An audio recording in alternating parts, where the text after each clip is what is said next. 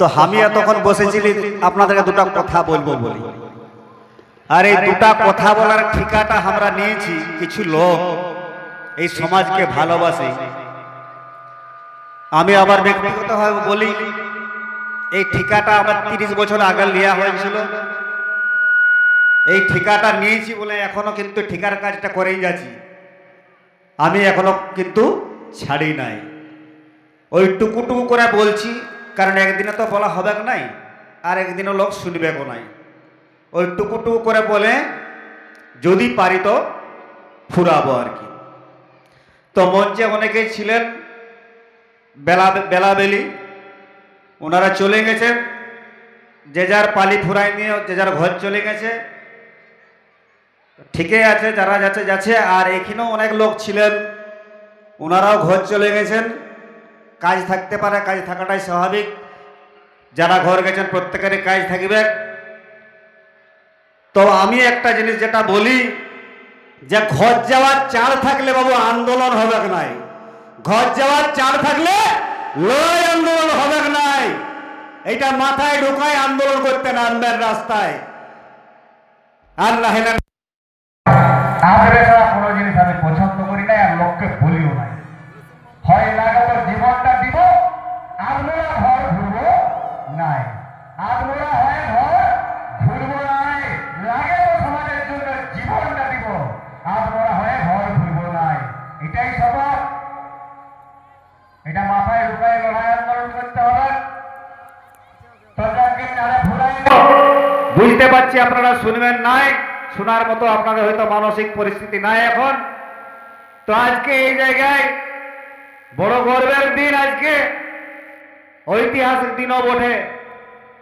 1778 সালে শহীদ হয়েছিলেন রঘুনাথ মাহাতো। আজকে 2025 সালে কানিমহলি গায়ের লোক, কানিমহলি গায়ের ছানাগুলো জানলো যে শহীদ রঘুনাথ বলে মাহাতো বলে কলে একজন লোক ছিল, যে কিনা ভারতবর্ষের জন্য লড়াই সংগ্রামটা করেছিল। লক্ষণবাবু বলতেছিলেন যে স্কুলের সামনে প্রতিষ্ঠা করা হয়েছে, তাহলে জেনারেশন টু জেনারেশন ছানার ছানা দেখবে এবং ইতিহাস জানবে।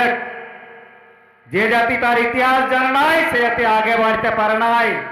আর এই ইতিহাস, ভারতবর্ষের ইতিহাস কারা লিখেছে? ভারতবর্ষের ইতিহাস উচ্চ বর্ণের লোক লিখেছে, তাদের নিজেদের মতো করে লিখেছে, তাদের নিজের মতো করে লিখেছে। আর আমাদের এই রুখা সুখা বোখা ধোকা মানুষের ইতিহাস কিন্তু এখনো মাটির নিচে চাপা পড়ে রয়েছে।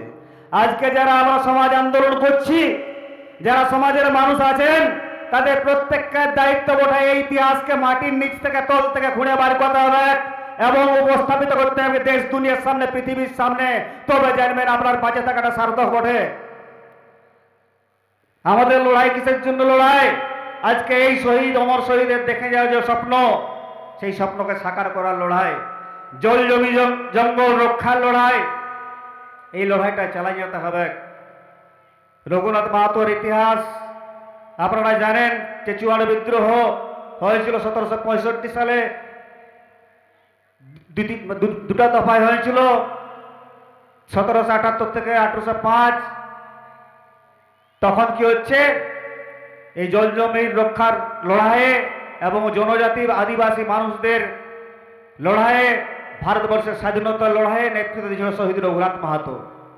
ইতিহাস বলতে গেলে ইতিহাস তো দুটা কথাই বলা যাবে না, আর চট করে ফুরানো যাবে না। ওই ইতিহাসটা এখন বাদেই থাক। তো এই রঘুনাথ মাহাতো 1778 সালে যখন জঙ্গলে মিটিং করছিলেন তার সঙ্গী সাথীদের নিয়ে রামগড় দুর্গ আক্রমণ করার জন্য, তখন অতর্কিত ব্রিটিশ সেনা আক্রমণ করে তুমুল লড়াই হয়।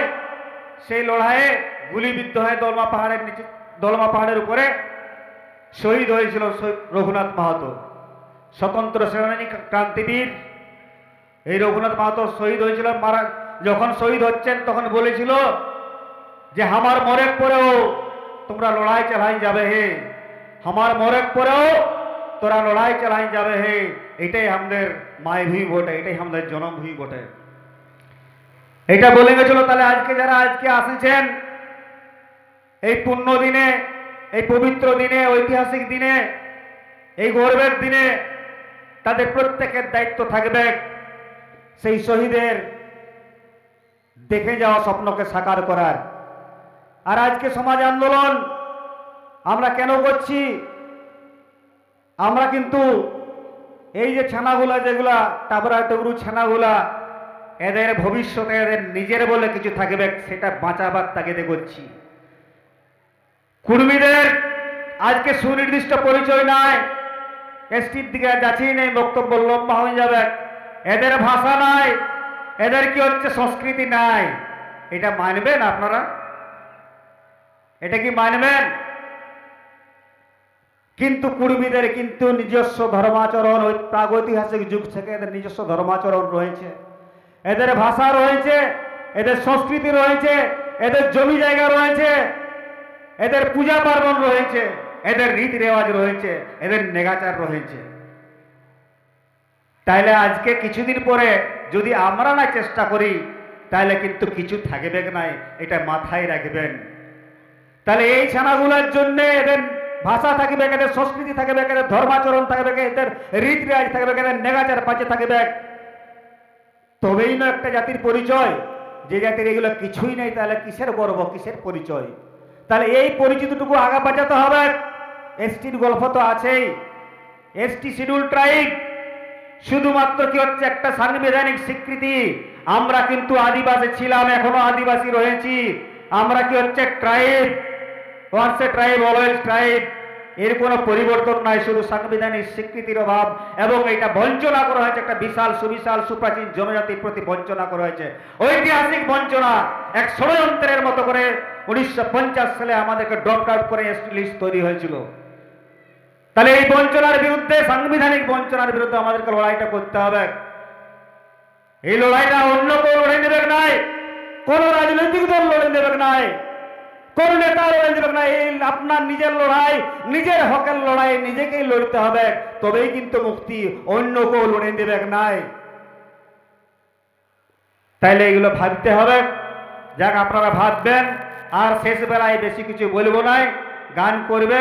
আমি আমার বক্তব্য ফুরাবো, অনেক কিছুই বলার ছিল, কিন্তু অনেক কিছু শোনার মতো হয়তো আপনাদের মানসিক পরিস্থিতি এখন নাই।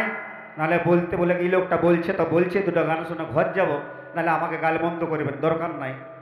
অন্তত ওইটুকু যেন না হয়। তো আমাদের বলাই কাজ, জেলও খাটেছি, ঢের কিছুই করেছি, আমাদেরও ঘর সংসার আছে, ছানাপোনা আছে, কিন্তু আমরা বলেই বাইরে ঘরের যখন বাইরে যে কবে ঘুরি কি ঘুরব কি ঘুরবো নাই, কোনো ভরসা নাই গো। ছানাকেও বলে আসে, বহুকেও বলে আসে। এটা পেঁদা কথা নয়, সত্যি কথাই বললাম। আমার ফোনটাকেও রাখে নিতে পারেন, আমার বহু 4-5 দিনও ফোন করবে না আমাকে, আমার বলাই আছে, ফোন করে বিরক্ত করিস না ধনী তুই, ঠিক আছে? বলাই থাকে, ছানাপোলাকে বলে দিই বাইরে ওরে দেখ রে, যাচ্ছি আমরা আন্দোলন করতে, ঘুরি কি ঘুরি নেই, কোনো ভরসা নেই বাপ। আর যদি জানি যে বাপ তোর নাই ঘুরে, যদি শহীদ হয়ে যায়, অন্তত গর্ব করবি যে কুর্মী জাতের, হামার জাতের বেটা ছেনা বলে, মরদ বলে আমার বাপের ছিল রে, অন্তত যে লড়াইয়ের মধ্যে জীবনটা দিতে পারেছে। আমি বলে আসি। তাহলে আজকে প্রস্তুত হতে হবে। লড়াই, আন্দোলন, সংগ্রাম এগুলা ফকটিয়া নয়, শর্টকাট কিছু নাই গো। প্রত্যেকের রক্ত যখন টকবক করবে, তখন জানবে যে সাফল্য সামনে আসছে। ঠেল ঠেল করে আন্দোলন হবে নাই, ঠেল ঠেল করে খুকড়া পাড়া হবে, ভুজনা ঘর হবে, বেহা ঘর হবে, ফুটবল খেলা হবে, ঠেল ঠেল করে আন্দোলন হবে নাই। আগে যখন শূন্য থেকে শুরু করেছিলাম, সমাজের আবার কি মিটিং, সমাজের আবার কি মিটিং, কুর্মী সমাজের কি মিটিং আবার।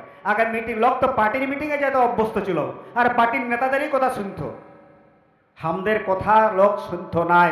ডাকলে 1-2 আসতো, তবু বেশিক্ষণ থাকতো নাই, চলে যাইত। তাহলে আজ বুঝতে হবে যে এই লোকগুলো কেনে জেল খাটছে, কেনে রাত দিন ছুটছে। আজকে পরিমল ভাই, বীরেন ভাইরা আর আসছে বাঁকুড়ালে, কেনে আসছে? আজকে দুটা কথা শোনাবার জন্য, আপনাদের সঙ্গে দুটা জিনিস মানে বলার জন্য, বুঝাবার জন্য। তো আপনারা যদি বুঝেন ভালো, নাই বুঝলে পরে বুঝবেন। বুঝে তো আপ, নাইলে বুঝাই কার বাপ। কি গো, রইল ঝোলা চললো ভোলা। আমি যে রাস্তায় আসছি ওই রাস্তায় যাব, কোনো প্রবলেম নাই। কিন্তু আমি মনে করি যে প্রত্যেকটা কুর্মী জাতির মানুষজনের প্রত্যেকের দায়িত্ব মনে, যে আমার কি ইতিহাস, আমার কি লড়াই, আমার কি হক, কেন এটা দরকার, কেন এসটি কিসের লড়াই জানতে হবে, বুঝতে হবে। তবেই ভিতর থেকে টানটা আসবে। পেছায় আগুন লাগলে লোক দৌড়ে পালাবে, আর ছাতিয়ে আগুন লাগলে লোক ইতিহাস বানাবে। ছাতিয়ে আগুন লাগলে লোক ইতিহাস বানাবে, মাথায় রাখবেন। আপনি কোথায় আগুনটা লাগাবেন এই সিদ্ধান্ত আপনাকে নিতে হবে, যে পেছাতে আগুনটা লাগাবেন না ছাতিয়ে আগুনটা লাগাবেন। সিদ্ধান্ত আপনার, সিদ্ধান্ত আমার নয়। আমার আগুন ঢেপ দিল্লে লেগেছে, তাই ঘর ছাড়া হয়েছি, তাই জেল ঢুকেছিলি, তাই মরার জন্য রেডি হয়ে বাইরে আনছি। জানি না কে সঙ্গে থাকবে, কালীমহলির লোক থাকবে কি থাকবে নাই, আপনাদের উপর নির্ভর করছে। আমি জোর করে নিয়ে যাব নাই। তো যাকে আমি বক্তব্য ফুরাবো। আর বিশেষ করে প্রত্যেকটা বক্তাই বলেছে, তো যারা ভেউর আছে, যারা বিভিন্ন রকম কথাবার্তা বলছে, গাল দিচ্ছে, অমুক করছে, তুসুক করছে, করে মরুক। ওরে যার ডর লাগে উহেই বেশি গুল করে রে, যার ডর লাগে উহেই বেশি গুল করে। কারণ কুড়বি আন্দোলনটা এমন জায়গায় পৌঁছাইছে যে ডরের কারণ হয়েছে। কি রাজ্য সরকার, কি কেন্দ্র সরকার, কি রাজনৈতিক দল, প্রত্যেকটা লোকের ডরের কারণে রাতের ঘুম ছুটে গেছে যে কুড়বিরা কি করবে, কি করবে, কি করবে। এটা কম কথা বটে। আরে বেটা সেনা আছে, কুড়বিরা হকের জন্য, প্রাণ দেওয়ার জন্য, লড়াই করার জন্য কুড়বি ঘরে ঢের মরদ আছে রে। লড়াইটা করে যাব, ভাববেন না, চিন্তা করবেন না, ভরসা রাখুন, আস্থা রাখুন, বিশ্বাস রাখুন। ধন্যবাদ। আমি ফুরাবো।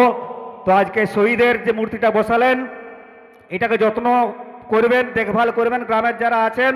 নাহলে কলকাতায় অনেক শহীদ মূর্তি আছে যেখানে পাকপক্ষী পায়খানা টাখানা করে দেন, নোংরা টোংরা করে। সেই বছরে যেদিন জন্মদিন হয় সেদিন যায় লোক মুছে, সেদিন যায় মুছে। দেখুন ওগুলা কিন্তু ঠিক নয়।